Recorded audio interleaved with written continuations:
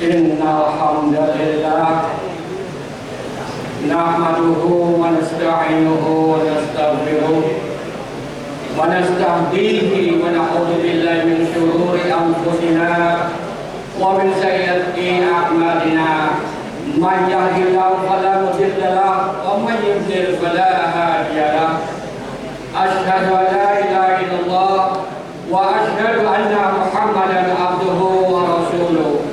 Allahumma sholli ala Muhammad wa ala ali Muhammad kama shallaita ala Ibrahim wa ala ali Ibrahim innaka Hamidum Majid. Allahumma barik ala Muhammad wa ala ali Muhammad kama barakta ala Ibrahim wa ala ali Ibrahim innaka Hamidum Majid.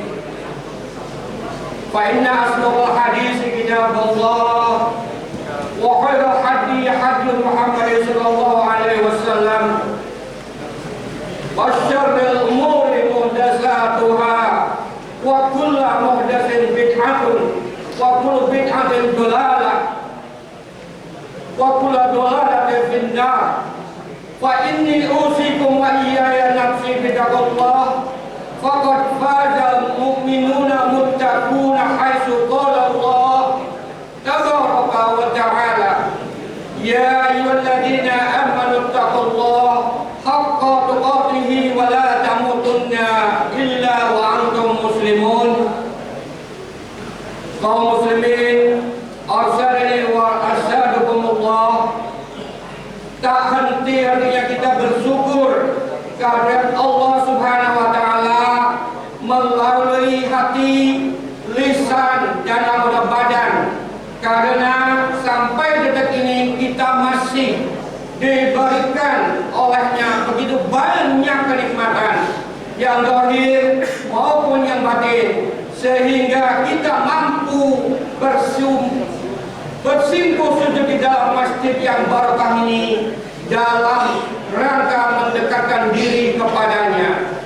Salawat serta salam semoga selalu tercurahkan kepada baginda Muhammad sallallahu alaihi wasallam, sebaik-baiknya manusia, Rasul yang paling mulia yang kita harapkan syafaat beliau kelak di hari kiamat.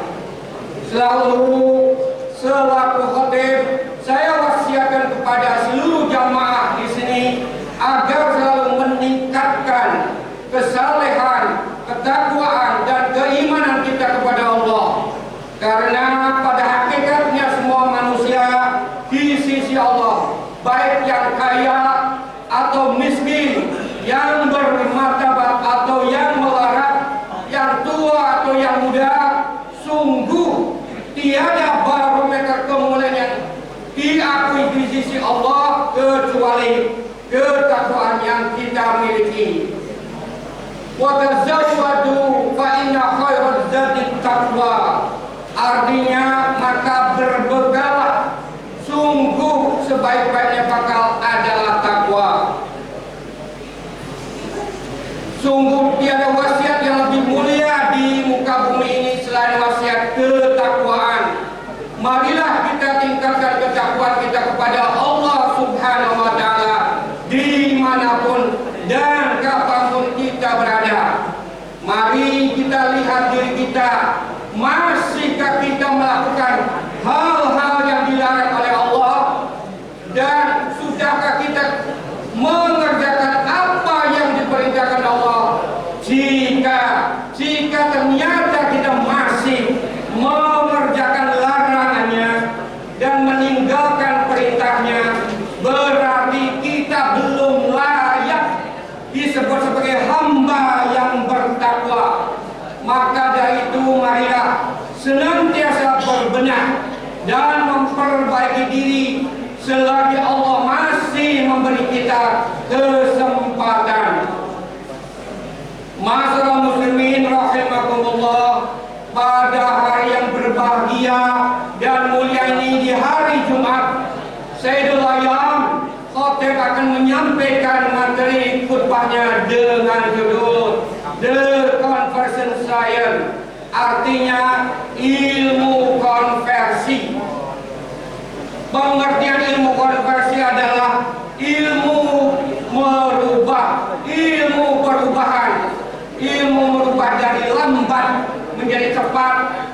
dari susah menjadi mudah, dari miskin menjadi kaya, dari tunggal, singular menjadi plural, banyak atau unlimited.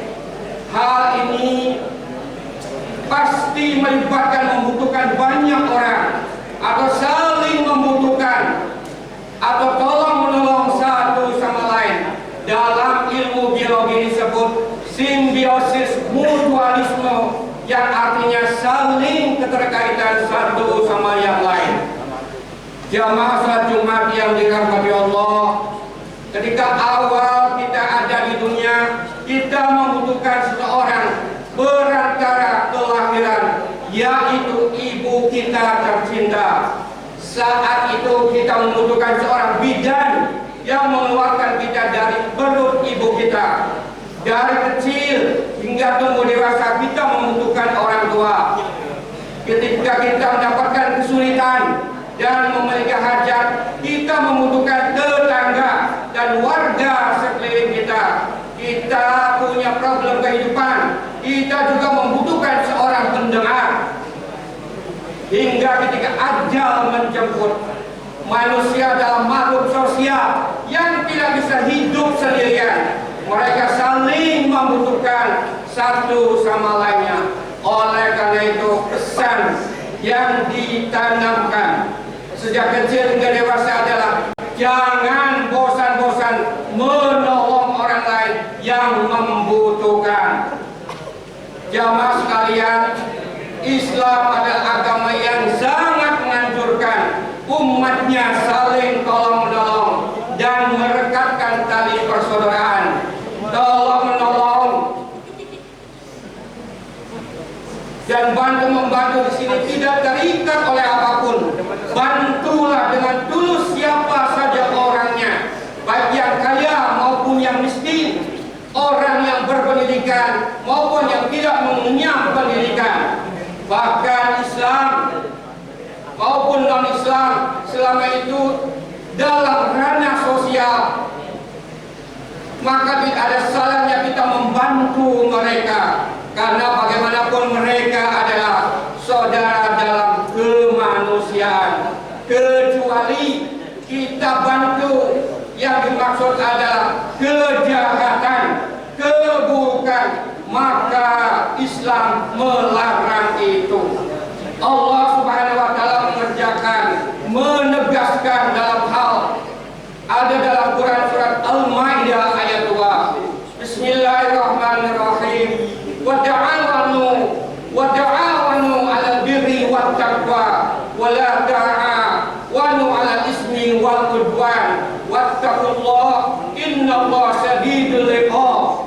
Artinya, tolong menolonglah kamu dalam mengerjakan kebajikan dan takwa. Jangan tolong menolong dalam berbuat dosa dan pelanggaran, dan bertakwalah kamu kepada Allah.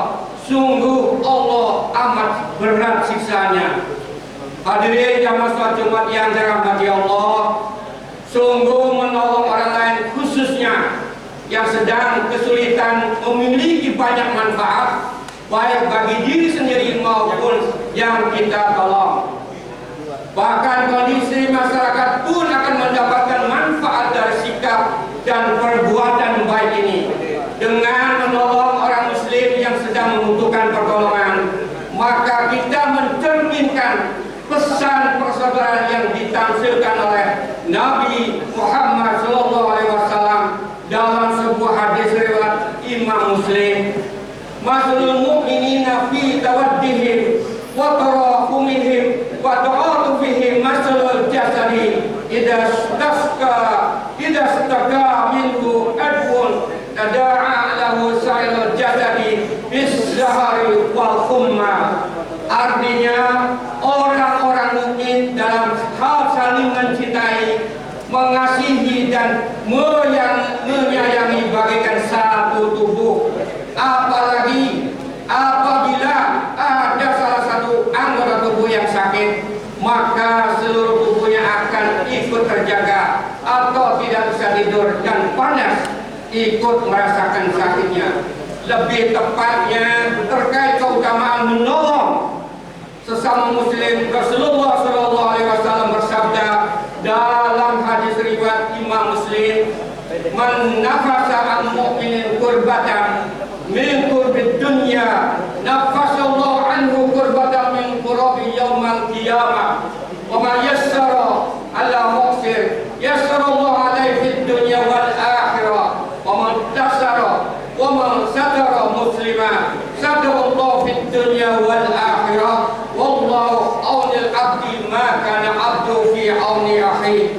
Artinya, siapa yang melapangkan satu kesusahan dunia dari seorang mukmin, maka Allah melapangkan darinya suatu kesusahan di hari kiamat. Siapa yang memudahkan urusan orang yang kesulitan, maka Allah memudahkan baginya dari kesulitan di dunia dan akhirat. Siapa menutupi aib seorang muslim, maka Allah akan menutup aibnya di dunia dan akhirat. Allah senantiasa menolong seorang hamba selama hamba tersebut menolong saudaranya. Hadirin jamaah salat Jumat yang dirahmati Allah, dalam hadis lain Rasulullah SAW memerintahkan umatnya untuk menolong orang yang didolimi, bahkan orang yang ingin berbuat dolim. Dalam hadis Nabi disebutkan unsur akhaka dhalima aw madluma, artinya tolonglah saudaramu ketika dia berbuat dolim atau ketika dia didolimi.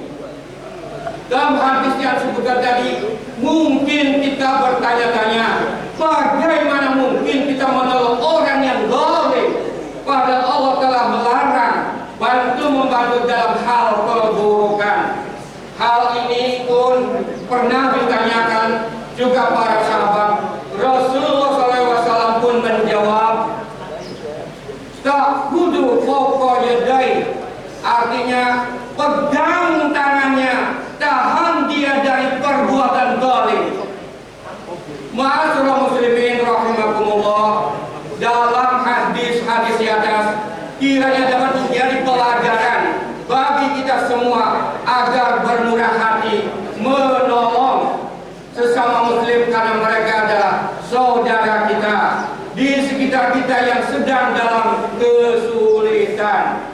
Bapak Presiden kita Pak Gus Dur berpesan, tak penting agama atau sukumu, kalau kamu bisa melakukan sesuatu yang baik untuk semua orang, tidak akan pernah ada tanya, tidak ada orang yang akan bertanya apa agamamu. Simpelnya adalah kita harus banyak tolong menolong dalam hal kebaikan, baik antara hubungan manusia dengan manusia atau manusia dengan makhluk Allah yang lainnya. Hadirin jamaah salat Jumat yang dimuliakan Allah, setiap kajian materi khutbah atau ceramah yang saya sampaikan tiada lagi bahasanya, kajiannya adalah changing, artinya perubahan. Khatib yakin pada jamaah yang ada di sini khususnya dan lingkungan masyarakat di sini pada umumnya senang akan adanya perubahan. Perubahan dari orang miskin menjadi orang kaya, perubahan dari pengangguran menjadi punya usaha sendiri, perubahan dari the worker menjadi the owner. Dan begitu pun saya adalah insan yang mau berubah dari the loser menjadi the winner. Hadirin jamaah salat Jumat yang rahimakumullah, apa sih ilmu konversi dalam wujud tolong menolong dan bagaimana aplikasinya dalam kehidupan sehari-hari? Untuk menjawab itu semua, saya akan memaparkan dengan sederhana dan jelas. Contoh, jika kita menjadi pegawai, kepala sekolah, kepala desa, camat, bupati, wali kota, gubernur, bahkan presiden sekalipun, jika ada yang minta legalisir tanda tangan pertolongan, yang harus dilakukan adalah dan malah mempersulit atau minta bayaran, minta prosentase, minta jatah dari apa yang kita lakukan. Istilah kali ini sering kita dengar, wani biro. Berapa persentase buat saya? Inilah fenomena-fenomena yang ada dalam kehidupan kita sehari-hari. Ibarat ada pepatah yang mengatakan, no money, no entrance, la fulus ente mampus. Artinya tidak ada uang, tidak boleh masuk. Tidak ada fulus ente mampus. Artinya tidak ada uang, ente tidak bakalan diterima. Artinya kita bisa samakan suap menyuap. Fenomena-fenomena ini banyak terjadi di sekitar kita, bahkan terjadi di mana-mana. Seharusnya yang kita lakukan adalah bekerja dengan ikhlas, dikonversi, dirubah dalam bentuk doa. Jika kita melakukannya dengan ikhlas tanpa mengharap balasan, maka semakin tinggi jabatan kita, semakin besar konversinya, perubahannya, rewardnya yang dibalas oleh Allah Subhanahu wa Ta'ala. Hadirin jamaah salat Jumat yang dirindukan surganya Allah, di akhir khutbah yang pertama ini saya akan mengisahkan satu cerita, satu kisah yang insya Allah kisah ini menjadi pelajaran buat kita semua yang hadir di sini, agar suka atau gemar tolong-menolong sesama manusia dengan harapan ada balasan dari Allah Subhanahu wa Ta'ala yang besar, bukan malah hitung-hitungan pada orang lain. Kisah ini akan saya samarkan nama dan tempatnya.